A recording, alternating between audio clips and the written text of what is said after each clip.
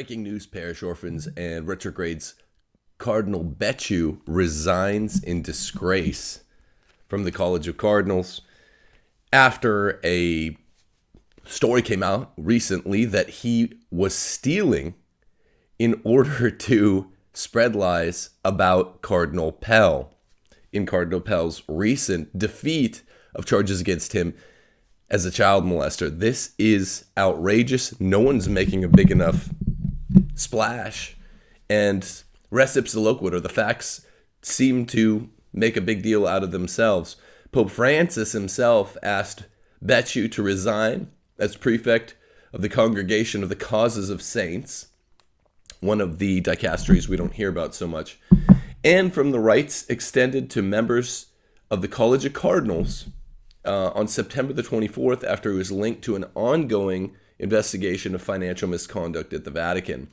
This is our good friend and respected honorary retrograde Edward Penton of National Catholic Register reporting in a article called "Dossier to Vatican Alleges Cardinal Becciu Covertly Channeled Money to Australia." Now, Vatican prosecutors are investigating allegations that Cardinal Giovanni Angelo Becciu funneled €700,000 through the Apostolic Nunciature in Australia, an action that one Italian newspaper suggests could be linked to the strained relationship between Becciu and George Pell. You think so?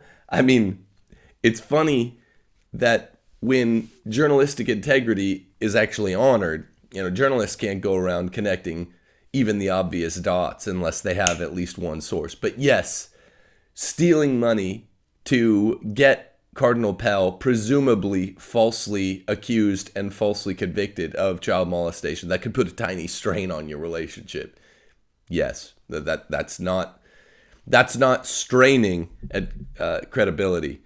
According to an article in today's Corriere della Sera, officials in the Secretariat of State have compiled a dossier showing numerous bank transfers, including one amounting to €700,000 that Cardinal Becciu's department sent to an Australian account. That's all we know. It was sent to an Australian account, which sounds fishy for starters.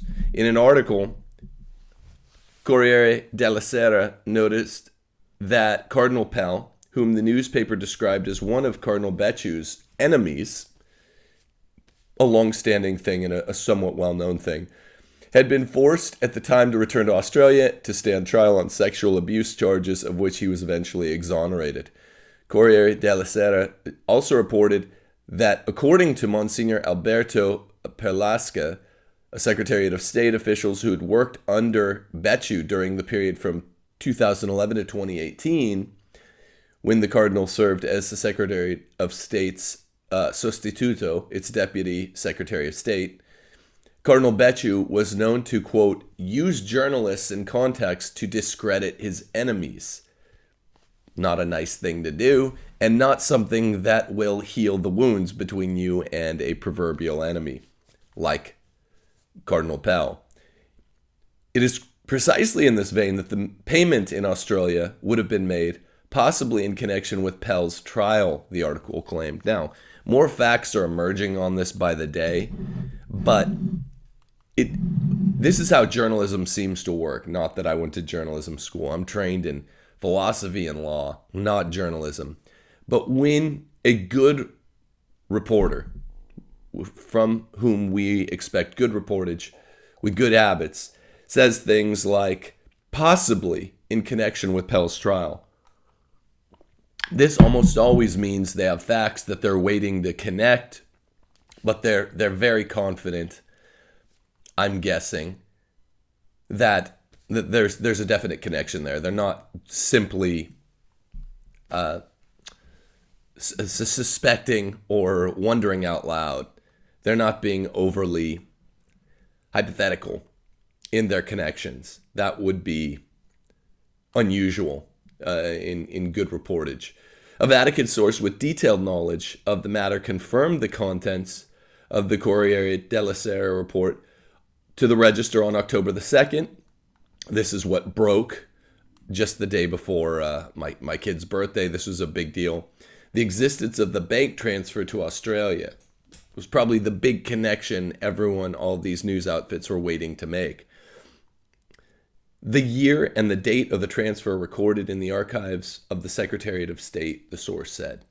Okay, so what we have here is basically opportunity, motive, the actus reus, the bad act. And if we know now that they're enemies, Becciu and Pell, what we'd call the culpable mens rea. So the actus reus is the bad act itself.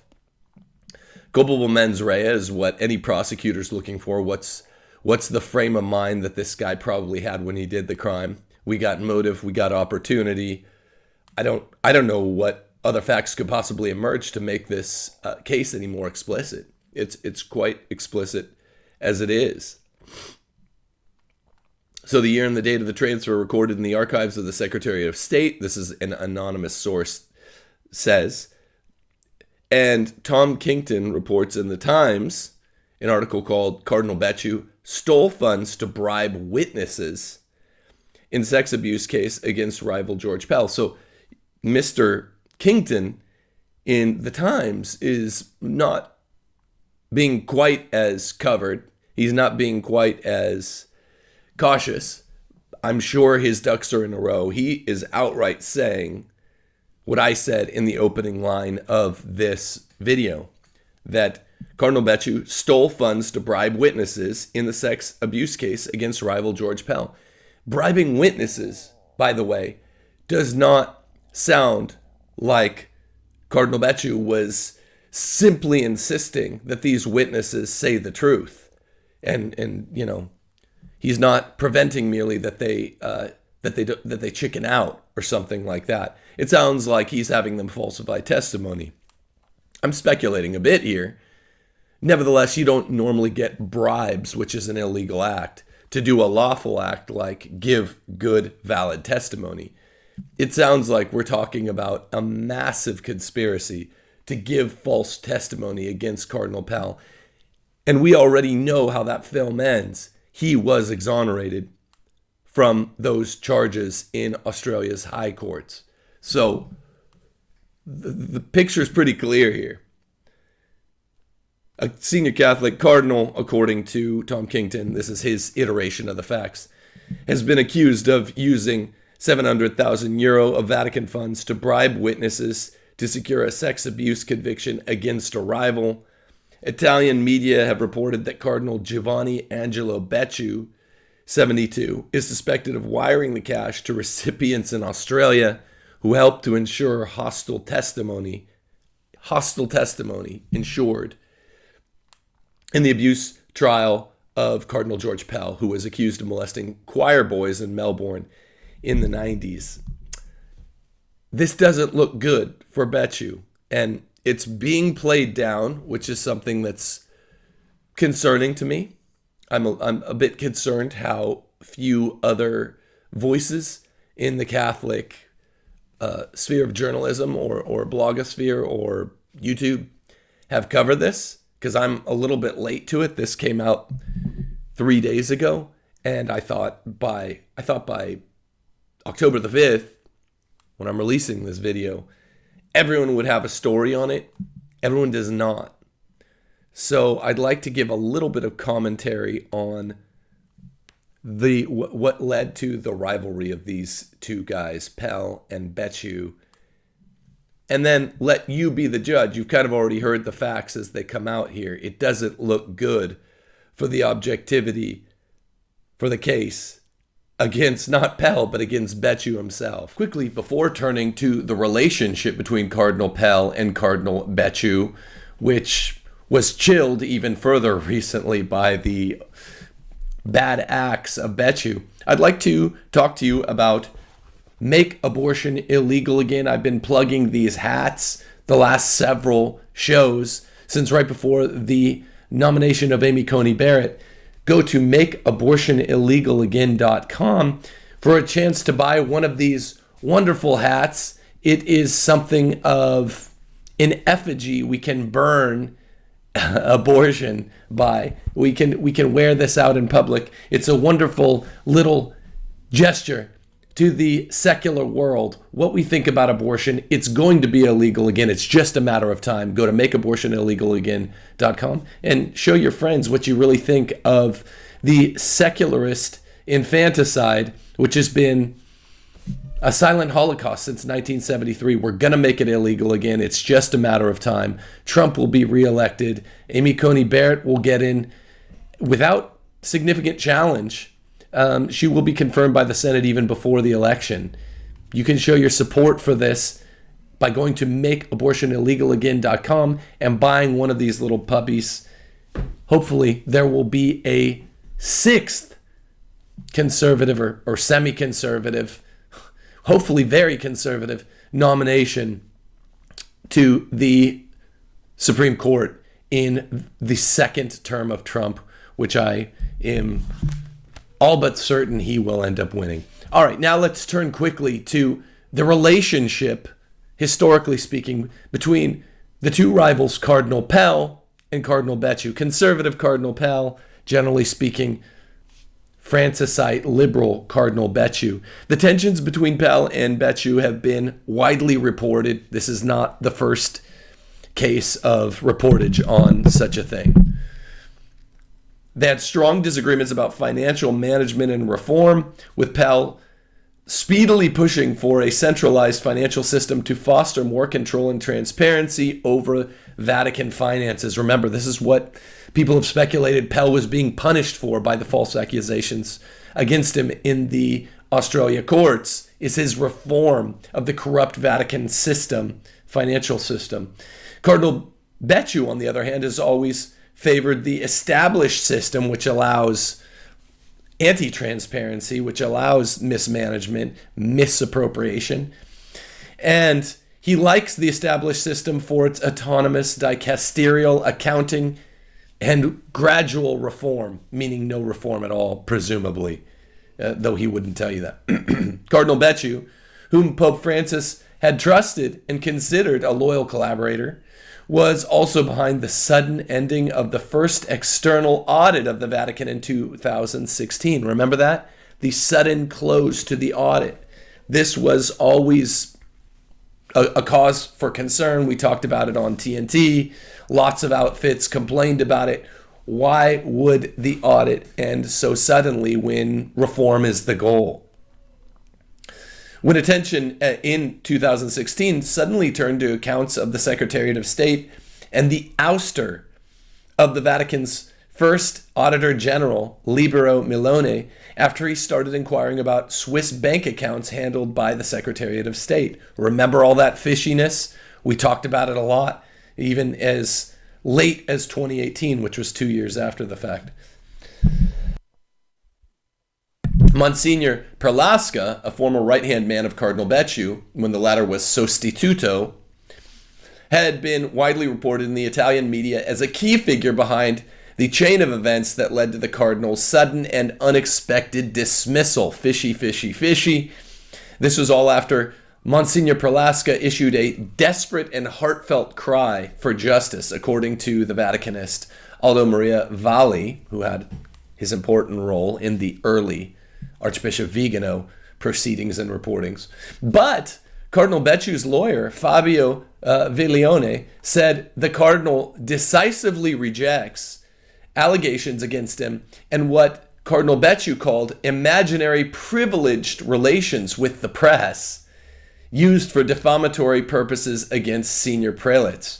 Since these facts are openly false, he says, I have received an express mandate to report defamation from any source in order to protect his, this is to say Cardinal Becciu's, honor and reputation before the competent judicial offices, Viglione concluded. Now, several sources have said Cardinal Pell, who returned to Rome this week, has conducted his own investigation into possible links between Vatican officials and false allegations against him of sexual abuse, and that his findings will also be part of any upcoming hearing. We want to know what has he found, partly to defend himself in the order of justice, which is important, which is required. Justice demands that he be able to clear his name with what we in America call procedural due process. and he's already cleared it criminally. Now he should be able to clear it culturally and show what role Becciu played in his defamation. The Register asked the Cardinal if he could confirm he had made his own inquiries, but he declined to comment at this stage. So there's this frosty relationship between Becciu and Pell certainly stems, at the very least, from the fact that, very least, Pell was a reformer of the Vatican finances. Becciu was an anti-reformer of the Vatican financial situation. Remember, typically reformer we associate with political leftism and activism, but here we kind of swap positions. It's the conservatives, generally speaking, who want to reform the Vatican's financial situation, and it is the liberals, the old guard, the Vatican II types that have association, rightful association with, being able to spend millions, billions of dollars on whatever they want without transparency. These are the leftists, the progressives over the last 40 to 50 years. This is the financial situation that curial officials and dicasterial officials have grown used to enjoying, having an open paycheck. So at the very least, there is rivalry in an inchoate way in 2011, 2012, 2013, when Cardinal Pell was beginning to furrow his eyebrows at the spending of the dicasteries, leading to him being implanted by Benedict as a key reformer against the Vatican Bank and the Vatican financial situation. Becciu doesn't like it. Look, bad guys don't like it. Embezzlers, money funnelers, they don't like it when you take away their blank paycheck to buy whatever they want. How many instances of this have I reported on in the last 2 years and commented on, where it's just essentially a corrupt usage of corruptly gotten funds? Many. So Pell and Becciu, at the very least, dislike each other for Pell's role as reformer. In closing, I think it serves well to discuss what the actual actions of Becciu in a little greater detail looked like, what they entailed. So I'm going to read some more from this in greater depth from this Catholic News article report.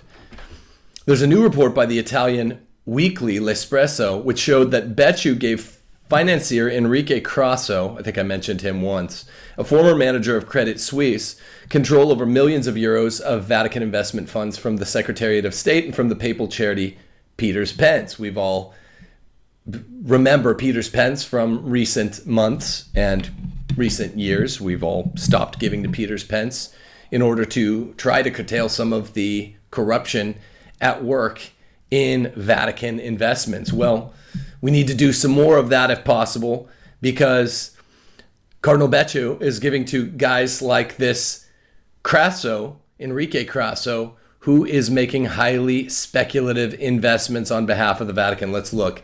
He's the manager of Centurion Global Fund, an investment fund used by the Secretariat of State with links to 2 Swiss bank accounts investigated or implicated in bribery and money laundering scandals. As CNA reported, this is the same fund in which the Vatican Secretariat of State invested millions of euros, including with money donated to Peter's Pence. So that's why it sounds familiar, because it should. And yes, you're right to withhold your charitable giving to Peter's Pence.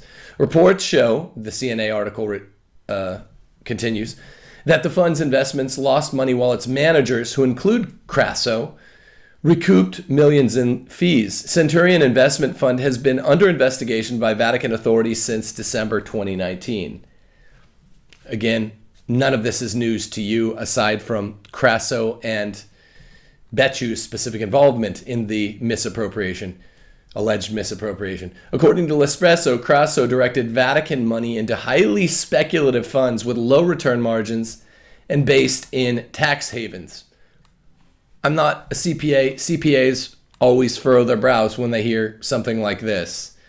Highly speculative funds, low return margins, tax havens combined. The Weekly said that Becciu also used Peter's Pence money and funds from the Italian Bishops' Conference to finance projects owned and operated by 3 of his brothers. That's another eyebrow furrow from the CPAs. L'Espresso also reported that Becciu obtained 2 loans from the Italian Bishops' Conference to pay out 2 non-repayable loans of 300,000 euros apiece to Space Cooperative in 2013 and 2015. What's the deal with this? It's kind of boring because we already know that there's a lot of misappropriation happening with Vatican funds. We all know financial corruption begets further moral corruption. Nevertheless, you need to hear the facts. Space Cooperative is the operational arm of the diocesan Caritas of Becciu's former diocese of Ozieri in Sardinia. The owner and legal representative of Space Cooperative is Becciu's brother, Tonino. In 2018, Becciu gave a third sum to Space Cooperative, 100,000 euros, from Peter's Pence, of which he had control as the sostituto, the number 2 in the dicastery that we talked about earlier. There appear to be questions around whether these funds were used for their ostensible charitable purposes or were they laundered for some other cause. I'm guessing the latter. Who knows? Some sort of prosecutor will get to this eventually. A second instance of Cardinal Becciu working in the favor of a brother reportedly occurred in, I'm trying to remember what year this was. I think the same year when he was papal nuncio in Angola and later in Cuba, when the carpentry company of Becciu's brother Francesco was hired to furnish and repair several churches in the 2 countries. Becciu also reportedly helped to bring in customers for Angels SRI, a specialty food and beverage distributor, of which another brother, Mario, is majority partner and legal representative. The Becciu family put out a statement Friday saying that news reports that members of their family received financial favors from their brother, the cardinal, were unfounded and maliciously false. In particular, for the imaginative and unprovable references to alleged donations from Peter's Pence. Reportedly, the large proceeds of the companies of the Becciu brothers were later reinvested in low-risk, safe haven equity, holding and financial packages. Income generated from these investments was then reinvested in funds previously invested in by the Secretariat of State, such as the aforementioned Centurion Fund. Through Crasso, Becciu became acquainted with Lorenzo Evangelisti, CEO of Velour Group, an asset management, advisory, trading, and real estate company. Evangelisti was involved in the Vatican's purchase of the Sloane Avenue property in London, together with the director of Velour Capital, Alessandro Nocetti, who used to work for Swiss Credit in London. This is not the only time that Becciu has faced accusations that he used his position to benefit family members. CNA reported last year about the hiring of Becciu's niece, Maria Piera Becciu, as a personal secretary of Father Franco Decchiminata, former president of an Italian hospital, also linked to a Vatican financial scandal. Decchiminata had approached Becciu in 2011, shortly after he started his role as the Secretariat of State, asking him for support on a proposal that the Vatican supply the failing Institute Dermopatico dell'Immacolata with 200 million euros. So there's a lot of, and the story goes on. The point is, Cardinal Becciu has been involved in alleged financial mismanagement, alleged financial misappropriation for the better part of at least a decade. This is nothing new that he would be trying to bribe witnesses against Pell. Aside from now, it's open warfare on Pell. The bribery is ostensibly not true. It's not bribing someone to state, as we said in the opening of this video, to state true evidence testimony against someone like Cardinal Pell, who was recently exonerated, exculpated. We're presuming, and this is a rebuttable presumption, that they were being bribed to bring false testimony against Cardinal Pell. That might be wrong. We'll see how this story develops. But the point is, remember the big picture, people. Francis was brought in as the reforming pope. I laughably read a liberal piece the other day that still tried to cast him as the reform. He is the antithesis of a reforming pope. He stands for the leftist financial corruption and moral degeneracy which follows upon it. Writ large, he is the best instance. He is creme de la creme, old guard, non-transparency, particularly with regard to finances, and the Cdnl Pell sham, which is a shame, a crying shame, a stain on this curia, where a good man was brought up for fake charges to stop his true reform of the financial situation at the Vatican. It stinks. It stinks, and we should watch as this thing develops. Now the news cycle has shifted a bit with the new encyclical, and we're going to cover that here on Rules for Retrogrades 2, because the new encyclical, Tutti Frutti, or whatever it's called, Fratelli Tutti, needs attention, but at the same time, we don't want to neglect our duty in reporting on this. This is serious stuff. As always, please see to my Patreon account. Go to timothyjgordon.com to donate or enroll in classes. Make sure you like this video, you hit the bell, and if you're not a subscriber to this YouTube channel, do that now. Please do that now. I know you get used to hearing people say it, but it's important. And hit the bell while you're at it, and like it while you're at it. Really, those three should always be noted together. See my Patreon, see Dave's Patreon account. Buy a Make Abortion Illegal Again hat at makeabortionillegalagain.com. It's good quality wear and gear, and it's the best way to signal to your friends that you're based in red pill and that we are not going to stand for abortion for another generation or half generation. God bless America. God bless President Trump, who is convalesced. He's better. Let's come out fighting, throw these things this October as we head toward the world historical election on November the 3rd. God bless you and God bless America. Peace.